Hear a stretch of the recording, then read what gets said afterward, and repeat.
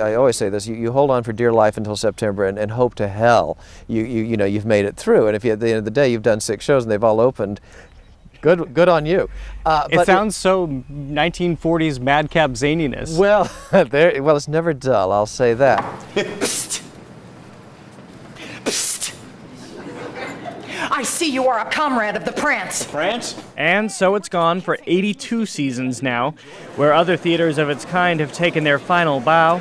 The Cape Playhouse continues the ovations, drawing talent like 3-time Tony nominee Dee Hoty and frequent Broadway leading man Brent Barrett, lured by artistic director Evans Hale. When you come and see a production here, you are seeing the same people you would see starring on a Broadway stage at literally less than half the price. Gregory Peck, Henry Fonda, Humphrey Bogart. The summering stars here are endless. A single mother bringing her child to Cape Cod, and she heard the mother was doing the sewing, and so the daughter got a job ushering in this theater called the Cape Playhouse, and that was Bette Davis, who started her career here. Over the years, Tallulah Bankhead, where she met Tennessee Williams here at the Cape Playhouse, who would bike down from P-Town to talk, and that's how they met. Shirley Booth, for instance, who was a longtime resident of Chatham, appeared on our stage many, many times, and after she passed away, willed all of her memorabilia, including her Oscar, to the Playhouse. The interesting thing about this building is that we are still a hemp house, and that has nothing to do with marijuana. We are still a hemp house in the sense of sandbags and ropes and pulleys, not a counterweight system, so that the people who come and work here, it's like kids who never learned how to drive stick shift. Because everybody has automatic. Well, guess what? If you can learn to work a house like this, you can work any house in the world. Even with its old school rigging and way older pew seats, mostly left over from the building's days as a Unitarian meeting house, Hale says talent is lured by the fresh productions. I want a mansion with a moat around which I will float with some vast bottom babies in my glass bottom boat. One of the things that we stand by our reputation on is that our production values are taken seriously in terms of what we do, the quality of what we do, that when they come here they're going to do a production that they're going to feel good about. Hello everybody, how are you doing? I'm glad to see you. Welcome to the Cape Cod Center for the Arts Presents. I am Evans Hale, filling in for Richard Pickering this week. And I want to tell you we are in the middle of a great season with a hot show playing now, Smokey Joe's Cafe. It is hot, it is sexy, it is lusty.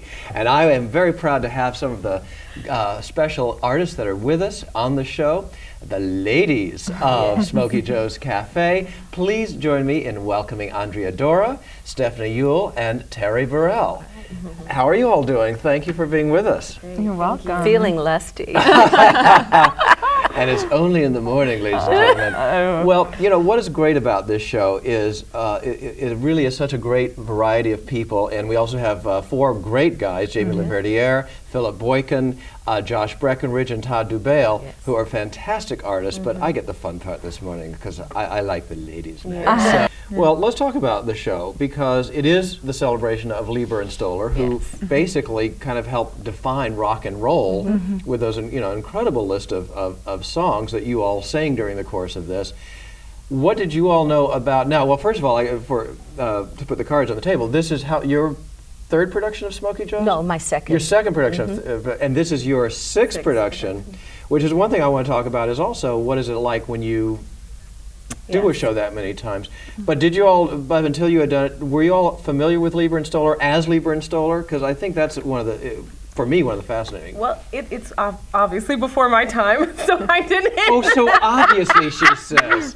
Ladies and gentlemen, she just said obviously before my time.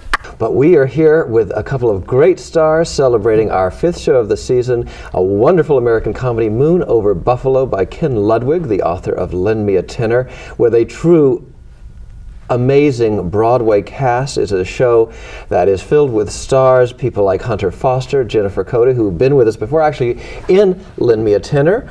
Also, we have the wonderful John Shearer doing I believe it's his 5th show. You might remember him from Dirty Rotten Scoundrels, or The World Goes Round, or 42nd Street, and a couple of debuts, Danny Bernardi and Jessie Datino.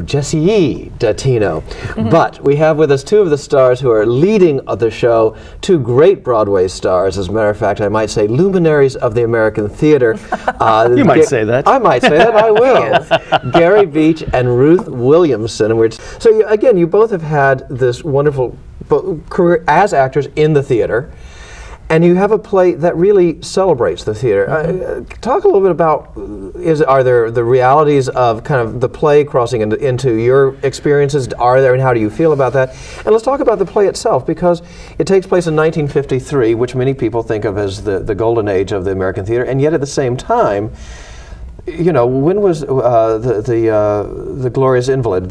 What's the Moss Hart play? The Fabulous Invalid. Fabulous. Fabulous Invalid. Well, the thing that we touch on in our play here is 1953. Also, those were the years when television was making its big impact, not only on the movie, but on Broadway and theater. And all of a sudden, people had a reason to stay home, because they had Milton Berle in their living room. They had Amos and Andy in the living room. They had all of those people that, you know, all of a sudden it was, in a way, free. So that's what we're dealing with in Moon Over Buffalo in a big way. It's our little touring group. We're being hit financially because folks are staying home watching television. And isn't that, I mean, that's what's scary, and that was true. I mean, this is not made up. This is actually a part of it. But the fact is, today, we're in much the same boat in many ways in terms of the battle of keeping people, not only television, but huge screen, flat screen, high definition television, plus the internet, plus everything else. 900 channels. Exactly. Well, you know, and that is part of the great tradition of that period, was that in the summers, because there's one thing people always ask me about, the people who come to the Playhouse, you know, is that our Playhouse, the Cape Playhouse, comes out of that tradition, where for many years during the summer, literally at times Broadway shows would close down for a couple of months. And then go on to, people in the shows would go out and do shows. And then, actually, the nearest thing we have to that this summer is God of Carnage on Broadway, where Jeff Daniels and Marcia Gay Harden had other commitments, and they closed the production down for the summer, and then they're picking up again in September. But that was kind of not an irregular thing. Well, the days before air conditioning. Yeah. You know, you just didn't want to go sit in a big black box, in a hot black box. So you closed down, and you very smartly came up here to Cape Cod. And let the breezes blow and do your show. And our audience, speaking to the camera here, you see, it's very important for you not to hold back, because it actually helps feed what's going on the stage. It is truly a romp. This play, if ever there was a romp, this is it. And I must tell you that it is a hilarious cast, as I said, a true Broadway cast with a great style and in a lovely production. And I must say to anybody who's out there, you don't want to miss this. This is here, obviously. It's a great way to kind of say hello to the summer that finally arrived. And with a brilliant cast, we're delighted to have had Gary Beach and Ruth Williamson with us today. And come visit America's oldest professional summer theater, because it is unique, it's a wonderful experience, and you'll have a great time.